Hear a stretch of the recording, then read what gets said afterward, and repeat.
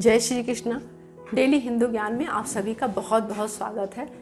नवरात्रों में दुर्गा जी की माता की जो स्थापना करते हैं, अखंड ज्योत जलाते हैं, घट स्थापना करते हैं, उसके बाद हम लोग 9 दिन तक दुर्गा सप्तशती का पाठ भी करते हैं। तो अगर आप ये पाठ करते हैं तो आपको इस पाठ को किस तरह से करना चाहिए, इसके बारे में जानकारी देते हैं आज।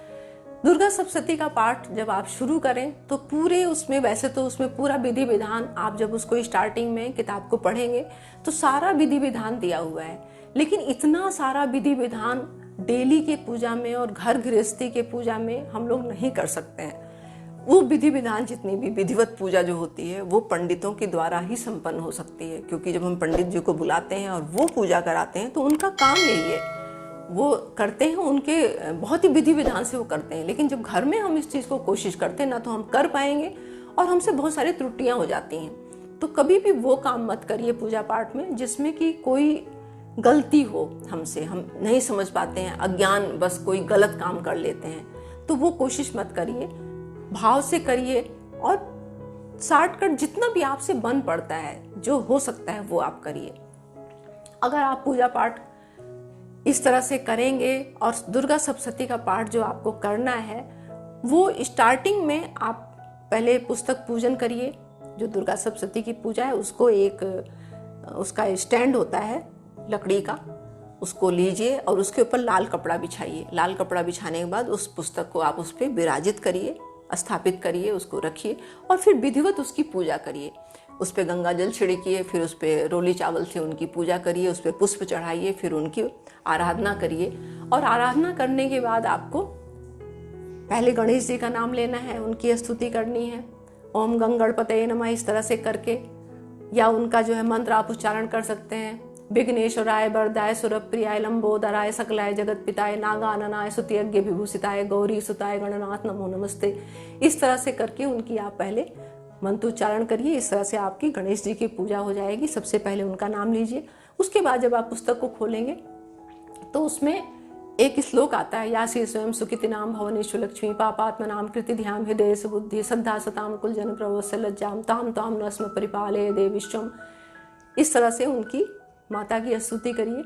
और फिर जब आप उसको खोलेंगे तो उसमें दुर्गा जी के 108 नाम लिखे हुए हैं, उसका आप पाठ करिए। उसके बाद उसमें विधि विधान भी दिया हुआ है, लेकिन आपको ये मैं अपना बता रही हूँ, औरों के यहाँ कैसे होता है वो मुझे नहीं पता है। सबसे पहले ये दुर्गा जी का 108 नाम पढ़िए, फिर आपको उसमें दुर्गा कवच, अर्गला स्तोत्र और कीलकम, ये 3 पाठ जो हैं वो स्टार्टिंग में आपको आते हैं। इस पाठ को आपको जरूर करना है, इसको आपको छोड़ना नहीं है। सबसे पहले इन तीनों पाठ को करना है, उसके बाद आपको पहला पाठ करना है। फिर इस तरह से आप, अगर आपको एक दिन में 13 पाठ पूरा कर सकते हैं, पूरा 13 पाठ आप कर सकते हैं, 13 अध्याय पूरा आप पढ़ सकते हैं, तो रोज आप ये तीनों अर्गला स्तोत्र, कीलकम और जो है ये कवचम, ये तीनों ये करके उसके बाद आप 13 अध्याय करिए। अगर 13 नहीं कर सकते तो उसमें आपको विधि दी हुई है कि पहले दिन कितने पाठ करने हैं। पहले दिन 1 करना है, फिर 2 करना है, फिर 3 करना है। इस तरह से आपको जो करना उसमें लिखा हुआ है उसको आप कर सकते हैं। लेकिन रोज पहले दिन आपको 1 अगर करना है तो दूसरे दिन जब आप पूजा फिर शुरू करेंगे तो पूजा करने के बाद आपको वहीं से शुरू करना है, दुर्गा जी के 108 नाम, और उसके बाद फिर ये रहस्यम जो है, सॉरी, ये कीलकम और अर्गला स्तोत्रम और जो आपका ये है कवचम, ये तीनों आपको डेली करना है। इसके बाद आप पाठ कर सकते हैं, आपको जैसे भी है। तीसरा पाठ जिस दिन करना है तीसरा करिए, चौथा जिस दिन करना है उसमें दिया हुआ है उस तरह कर सकते हैं। पाठ खत्म होने के बाद और भी उसमें बहुत सारी चीजें दी हुई हैं, अगर उस हिसाब से आप नहीं कर सकते हैं, उसमें सबसे पाठ खत्म होने के बाद आपको क्या करना है, आपको क्षमा याचना का एक उसमें दिया हुआ है। अगर वो नहीं पढ़ सकते, वैसे दुर्गा सप्तशती का पाठ संस्कृत में पूरा दिया हुआ है, लेकिन जो आपको किताब मिलती है बाजार में उसमें हिंदी में भी अनुवाद दिया हुआ है। अगर आप संस्कृत नहीं पढ़ सकते तो हिंदी में भी पूरा आप पढ़ सकते हैं। आप बिल्कुल गलती मत करिए कि नहीं संस्कृत पढ़ के आप गलत उच्चारण करें, आप हिंदी में पाठ कर सकते हैं। माँ आपके भाव को समझ रही है।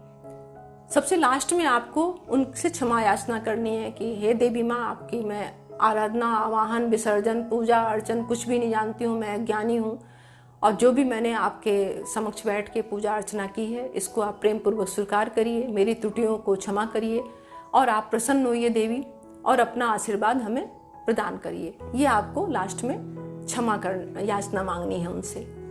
उसके बाद सबसे लास्ट में उसमें एक सिद्ध कुंचका स्तोत्र ये पाठ दिया हुआ है, जो कि बहुत साठ है।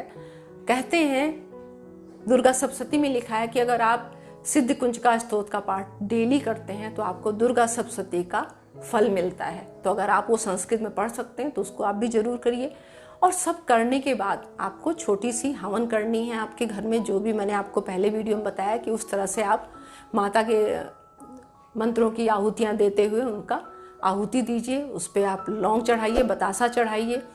और आपको जो अग्नि प्रज्वलित करनी है वो मिट्टी के तेल से या पेट्रोल से या इस तरह से नहीं प्रज्वलित करनी है हवन की, उसको कपूर से ही प्रज्वलित करनी है। इस बात का आप ध्यान रखिएगा, या देसी घी डाल के आप प्रज्वलित करिए। और उसके बाद इसको करने के बाद उसकी भी हवन की भी पूजा अर्चना करिए, उन पर रोली चढ़ाइए, चावल चढ़ाइए। इस तरह से अग्नि पूजा जिसको बोलते हैं वो भी आपको करनी है। तो ये सब कुछ करने के बाद सबसे लास्ट में आपको जब आरती करनी है तो आरती आपको कपूर से करनी है। आप धूप बत्ती लीजिए, उसकी एक टिक्की बनाइए, इतनी छोटी सी गोल गोल टिक्कियाँ बना लीजिए। उसके ऊपर आप कपूर जो आता है भीमसेनी कपूर, ओरिजिनल कपूर, जो डुप्लीकेट आजकल सिंथेटिक कपूर बहुत मिलते हैं वो आपको नहीं लेना है। ओरिजिनल कपूर लीजिए आप, सिंथेटिक वाला, मतलब इसका भीमसेनी कपूर। सिंथेटिक तो बाजार में बहुत सारे ब्रांड आते हैं, वो आपको नहीं लेना है। तो वो कपूर लीजिए, उसकी एक टिकिया रखिए उस पर, और उससे आपको आरती करनी है माता की। उनको आरती करिए, आरती करने के बाद उनको भोग लगाइए और इस तरह से आपकी पूजा संपन्न होती है। आप जो फल जो चढ़ाए थे एक दिन पहले उसको हटा लीजिए, दूसरे उनको नए फल चढ़ाइए। उनको जो आप 5 मेवे का भोग लगाए थे उसको भी आप हटा लीजिए। उसके बाद दूसरा, ऐसे आपको शाम को भी भोग लगाना है उनको। जो सुबह भोग लगाया उसको हटा लीजिए, शाम को नए उसमें रख के दोने में आप रख सकते हैं, किसी बर्तन में रख सकते हैं। बस आपको स्टील के बर्तन में नहीं रखना है, तो हो सके तो आप दोना इस्तेमाल करिए, दोने में रखिए और उनको भोग लगाइए। और वो भोग प्रसाद जो आप उठाएं उसको आप घर में बांट के सबको वितरण करिए। प्रसाद है वो सबको मिलना चाहिए। तो ये आपको पूजा करने के बाद क्षमा याचना जरूर करनी है, क्योंकि आप विधि विधान से कोई भी उनकी पूजा कर ही नहीं सकता है। कितना भी हम चाहेंगे, कोई ना कोई, हम अज्ञानी हैं, हम मानुष हैं, हम इंसान हैं, हम देवता तो है नहीं कि हमें सब कुछ पता है। और हमसे जाने अनजाने कहीं ना कहीं कोई ना कोई त्रुटि हो ही जाती है। तो इस बात का आप ध्यान रखिए। आप उनको डेली, अगर हो सके तो पान का पत्ता होता है ना, उसको लेके उस पे लौंग, सुपारी, इलायची, बतासे ये रख के उनको डेली मुख शुद्धि के लिए चढ़ाइए। अगर डेली आप पान नहीं चढ़ा सकते हैं तो एक दिन भेंट जो आपने पहले दिन चढ़ाई थी उस दिन आपने पान चढ़ा दिया है, आप उनको लौंग, इलायची, सुपारी ये समर्पित कर सकते हैं। मीठे का भोग उनको जरूर लगाइए। अगर आपको, और आपके घर में, बहुत लोगों के घरों में अलग अलग रोज कुछ ना कुछ बना के उसका भोग लगाते हैं। घी गुड़ का भोग लगाते हैं, शहद का भोग लगाते हैं, भोग उनका बहुत तरह का लगता है। तो ये तो मैंने शॉर्टकट बताया कि भाई बहुत ही सरल विधि बताई है आपको, बहुत ही सिंपल और सरल तरीके से। आप इतना नहीं कर सकते हैं तो जितना आपकी सामर्थ्य है वो आप कर सकते हैं। तो इस तरह से आप पाठ कर सकते हैं। और अगर पाठ नहीं कर सकते हैं तो दुर्गा चालीसा का पाठ करिए, या सिद्ध कुंचका स्तोत्र का पाठ आप कर सकते हैं डेली, या आप किसी मंत्र को आप 108 बार बोल सकते हैं, या आप कुछ नहीं बोल सकते हैं तो 11 बार बोलिए, 5 बार बोलिए, जो भी आप कर सकते हैं वो करिए। तो मिलती हूँ एक नई जानकारी के साथ नई वीडियो में। तब तक के लिए नमस्कार। उम्मीद है मेरी ये सब वीडियो आप लोगों को अच्छी लगती होंगी। आप मुझे कमेंट में ज़रूर बताया करिए कि ये वीडियो कैसी लगी आपको। नमस्कार।